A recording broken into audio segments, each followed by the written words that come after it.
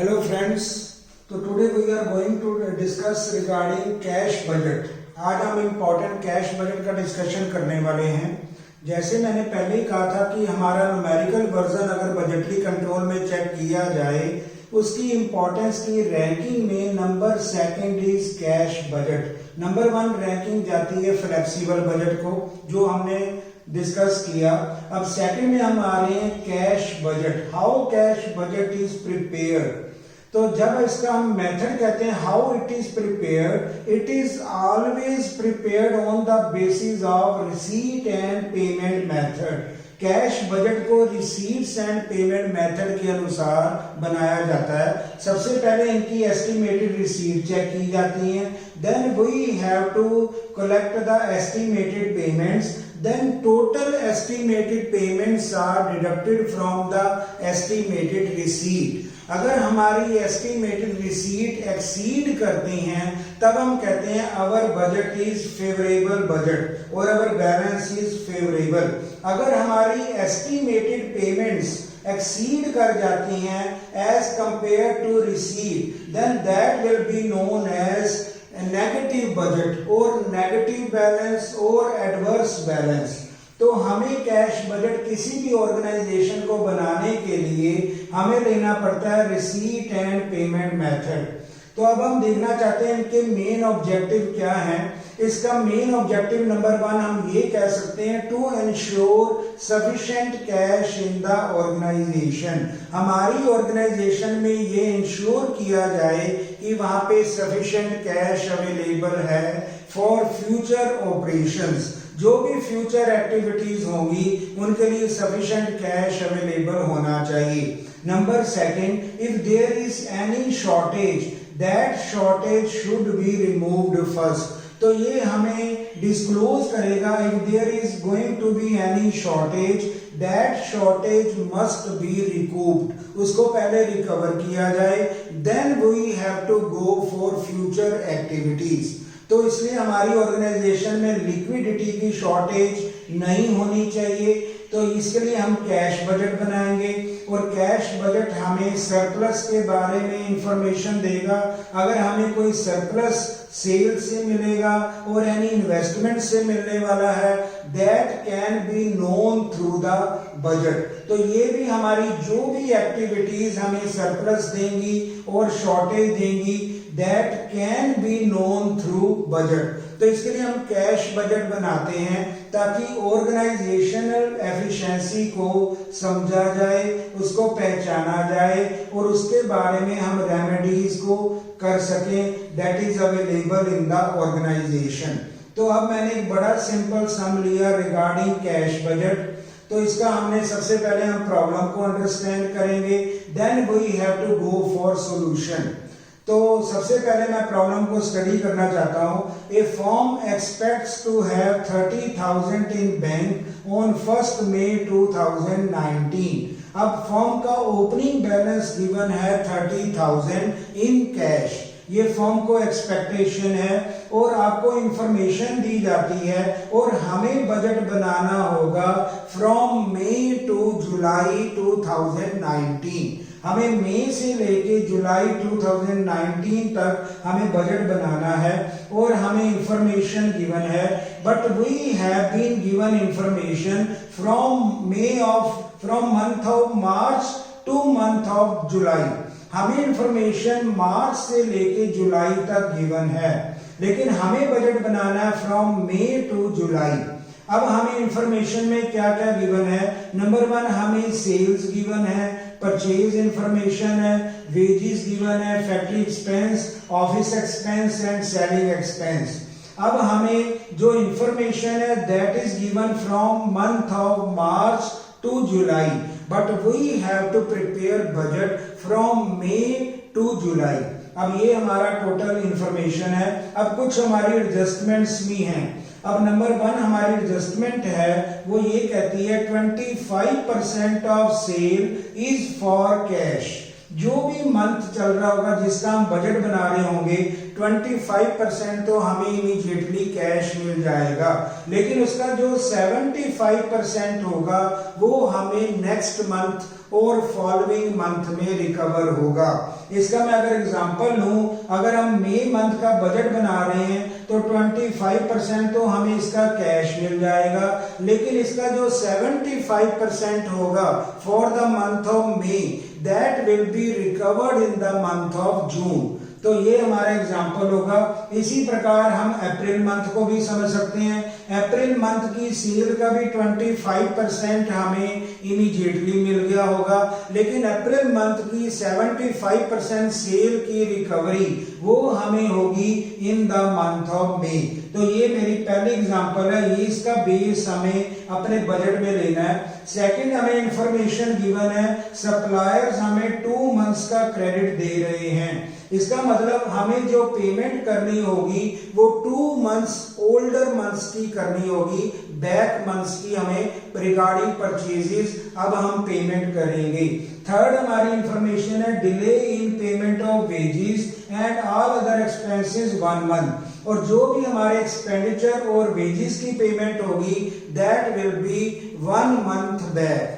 अगर हम परचेज की बात करें वो हम करेंगे 2 मंथ्स बैक, और अगर हम एक्सपेंसेस की बात करें that will be of 1 month back. और इनकम टैक्स हमें पे करना होगा 10,000 जो हमें जुलाई में पे करना होगा। प्रेफरेंस शेयर डिविडेंड हमें मई में पे करना होगा 10% ऑफ 1 लाख जो बनेगा 10,000।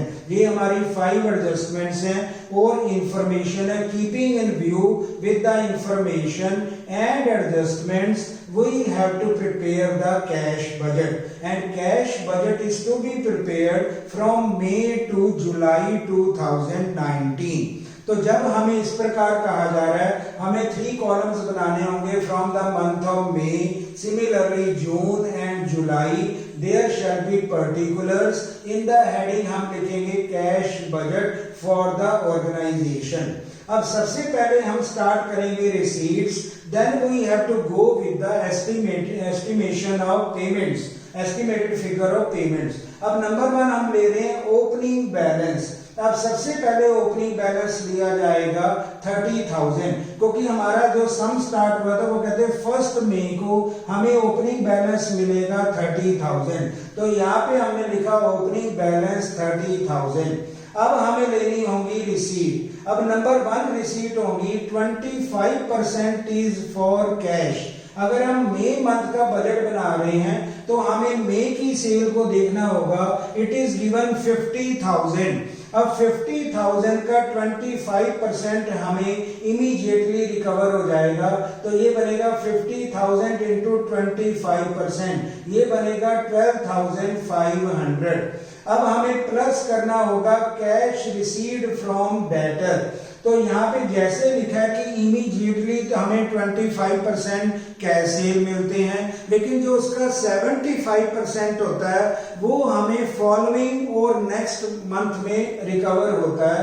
अब यही बात हमारी अप्रैल मंथ की हम रिकवरी अब मई में करेंगे, वही रूल हमारा ईच मंथ में अप्लाई होगा।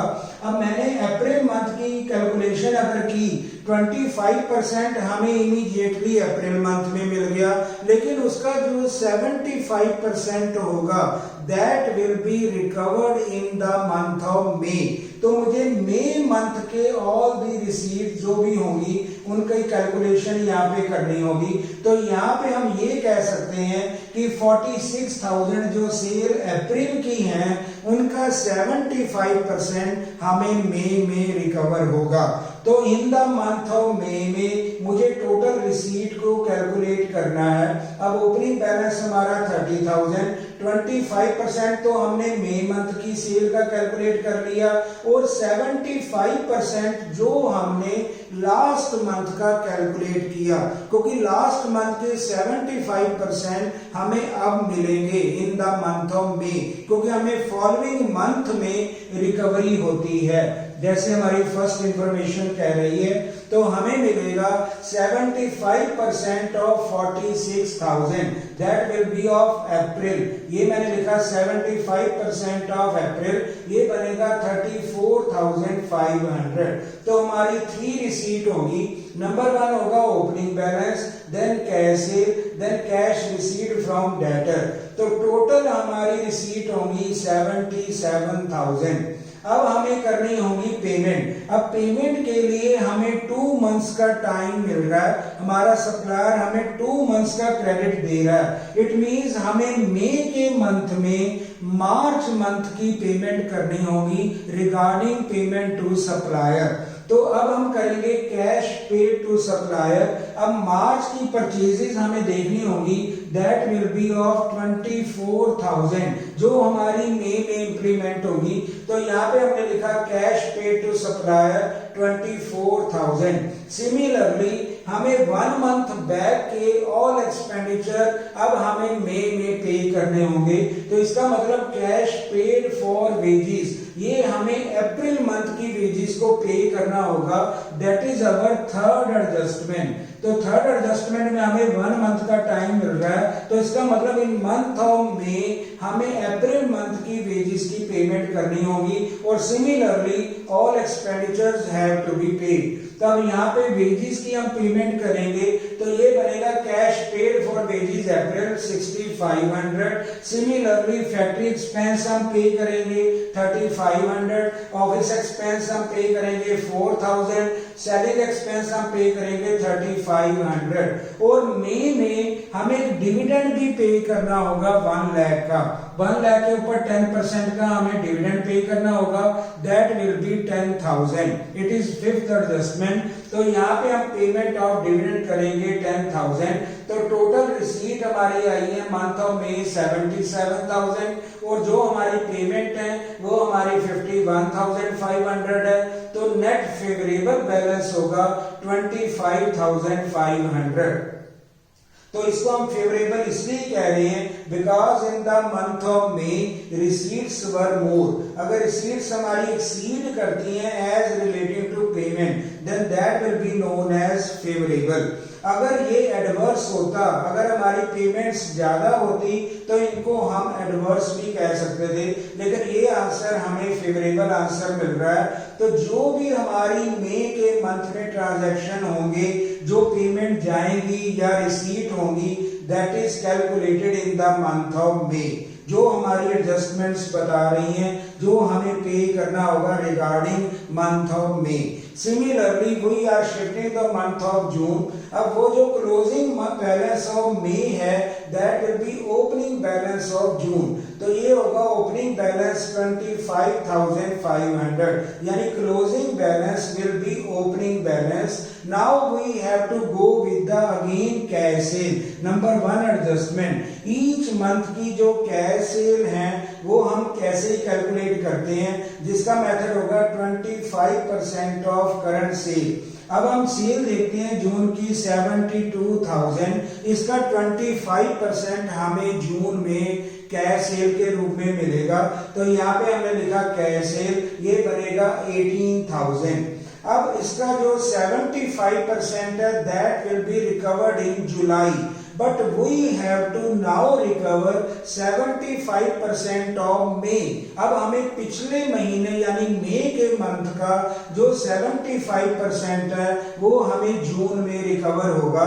अब 50,000 मई मंथ की सेल थी, इसका 75% अब हमें जून में रिकवर होगा। तो यहाँ पे हम लिखेंगे cash received from debtor, that will be 75% of May, क्योंकि हमें इंफॉर्मेशन गिवन है जो भी 75% ऑफ सेल है वो फॉलोइंग और नेक्स्ट मंथ में रिकवर होता है। इसका मतलब जो जून में रिकवरी होगी वो मई मंथ की होगी, जो मई मंथ की रिकवरी होगी वो अप्रैल मंथ की होगी। इसका मतलब हमें जो जून में रिकवर होने वाला है वो मई मंथ का अमाउंट का 75 35% होगा अकॉर्डिंग टू फर्स्ट इंफॉर्मेशन। तो हमें मई मंथ की टोटल सेल को फिर देखना होगा, दैट विल बी 50,000। अब 50,000 का 75% हमें जून में रिकवर होगा, दैट विल बी 37,500। तो ये टोटल हमारी रिसीट बनेगी 81,000। अब हमें फिर पेमेंट करनी होगी, परचेजेस हमें अब जून में करनी होगी ऑफ अप्रैल। अप्रैल की जो भी सप्लाईज हमें मिली हैं, परचेजेस हैं, उनकी पेमेंट हम करेंगे जून में, क्योंकि हमारी सेकंड एडजस्टमेंट कहती है कि सप्लायर हमें 2 मंथ्स का क्रेडिट दे रहे हैं। इट मींस जून के सप्लायर की पेमेंट हम देंगे ऑफ अप्रैल पेमेंट्स। अप्रैल के परचेज की पेमेंट अब हम करेंगे जून में। तो यहाँ पे लिखेंगे cash paid to supplier of April 2 months older, that will be of 28,000। लेकिन थर्ड एडजस्टमेंट कहती है regarding expenses there is a gap of only 1 month. तो 1 मंथ ओल्डर हम लेंगे रिगार्डिंग एक्सपेंसेस। अब हम पे करेंगे कैश पेड टू वेजेस। यहाँ पे पे करेंगे जून के मंथ में, हम पे करेंगे मई की वेजेस को पे करेंगे, that will be of 6500। Similarly factory expense भी मई के होंगे, सिमिलरली ऑफिस भी होंगे और हमारे सेलिंग भी होंगे। एक्सपेंसेस हम 1 मंथ ओल्डर पे करेंगे, लेकिन परचेजेस हम 2 मंथ्स बैक की परचेज को पे करेंगे इन एवरी मंथ। ये हमारी सेकंड एडजस्टमेंट बता रही है। थर्ड भी हमारी यही डील करती है। तो पेमेंट्स हमने माइनस की, इसका टोटल होगा, that will B 46,000। It means closing balance will be of 35,000। So June month का क्लोजिंग हमारा ओपनिंग बन जाएगा जुलाई के लिए। तो 35,000 will be opening balance of July. Again फिर मुझे सेल की कलेक्शन करनी होगी। सेल हमारी 2 टाइप्स की होंगी, एक हमारी होगी कैश सेल, एक हमारी होगी cash received from debtor. Cash cell हमारी करंट सेल होगी। तो हमने 84,000 करंट सेल का 25% लिया, जो हमें जुलाई में रिकवर होगा, दैट विल बी ऑफ 21,000। अब हमें लास्ट मंथ जून मंथ की 75% कलेक्शन अब हमें जुलाई में भी मिलेगी, जिसको हम कह सकते हैं कैश रिसीव्ड फ्रॉम डेटर। तो 75% ऑफ 72,000 दैट विल बी 54,000। ये भी हमारी रिकवरी होगी इन द मंथ ऑफ जुलाई। तो जुलाई के लिए हमारे 3 ट्रांजैक्शन होंगे रिसीट में, ओपनिंग बैलेंस, कैश सेल और कैश रिसीव्ड फ्रॉम डेटर। बिल्कुल सेम पैटर्न जैसे हमने जून के लिए लिया, जैसे हमने मई के लिए लिया, सेम रूल्स हम बिल्कुल वही लेके चल रहे हैं। तो इसकी टोटल हमारी कलेक्शन होती है, रिसीट होती है, दैट विल बी ₹1,10,000। अब हमें पेमेंट करनी होगी। अब परचेज की पेमेंट हम करेंगे जुलाई के लिए मई मंथ, यानी 2 मंथ्स ओल्डर। तो यहाँ पे जैसे हमें 2 मंथ्स का टाइम मिल रहा है, तो हमें मई की परचेज अब पे करनी होगी in the month of July for 32,000। तो जुलाई में हम पे करेंगे मई मंथ की परचेजेस। तो ये होगा cash paid to supplier 32,000। Similarly all other expenditures will be paid of last month, single month, that will be of June. यहाँ पे हमने वेजेस को पे किया 7,000, उसके बाद हमने फैक्ट्री एक्सपेंस को पे किया, देन ऑफिस एक्सपेंस पे किए, देन सेलिंग, देन लास्ट हमने एक इनकम टैक्स पे करना था, जो हमें इंफॉर्मेशन है, जो हमें जुलाई में पे करना होगा, दैट इज ऑफ 10,000। ये भी हमने 10,000 इनकम टैक्स पे किया। Then our total payments will be become, that will be 61,400। ये हमारी एस्टिमेटेड पेमेंट होंगी। These are estimated receipts. Then if receipts are more than payment, then our answer will be favorable balance. इसको हम कहेंगे favourable bank balance होगा, जो answer बनेगा 48,600 regarding जुलाई month. तो हमने 3 मंथ का बजट, 3 मंथ्स का बजट बनाया, दैट वाज ऑफ मई भी हमारा फेवरेबल बैलेंस दे रहा था, जून भी हमारा फेवरेबल बैलेंस था, जुलाई भी हमारा फेवरेबल बैलेंस है। It means whenever receipts are more, our budget will be favorable. So it is known as budget. तो यहाँ पे हमने एस्टिमेटेड सेल के अमाउंट को पहले कैलकुलेट किया, रिसीव्ड फ्रॉम डेटर को कैलकुलेट किया, किया, then we have to decide जितना हमें यहाँ पे टाइम मिल रहा है उसके बेस में हमने क्रेडिटर को पे करना होगा रिगार्डिंग पर्टिकुलर मंथ। तो in this way we have to prepare the cash budget. Thank you.